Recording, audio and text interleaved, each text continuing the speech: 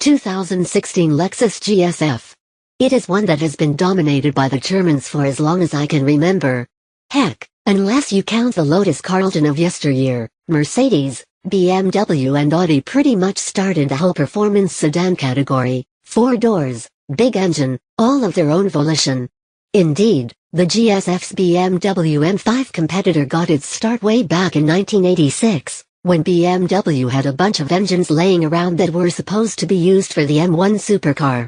Instead, they shoehorned them into the engine bay of the 5 Series sedan. Thing is, Lexus has been a fast study in the sports car and sports saloon game, leaving its Japanese competition in the dust thanks to the same stuff that makes the German entries into the class so great. Big engines and big power. It's a naturally aspirated V8, so the power hit comes quick. Peak torque arrives at 4,800 RPM, but you have to keep hoofing it to get to peak HP still. I guess there's something to be said for the lesser color options, ultra white, caviar and atomic silver, to name a few, because Lexus isn't really known for their flash. There's just something about a gray Lexus, of which there are about 1 billion in the world today, that can go toe-to-toe with an M5 off the line. It could very well be the ultimate sleeper car, when you think about it.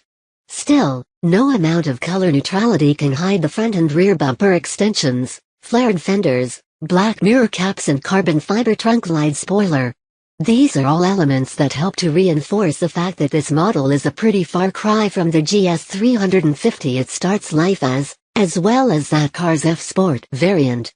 Indeed, the GS F is a big step up performance-wise from that car, and I reckon it would feel a mite sighted if you ever mixed it up with its lesser endowed stablemate. The rest is pretty standard Lexus fare, including the infotainment system, which, as always with Toyota's luxury brand, is a bit of a mixed bag. There are a few versions.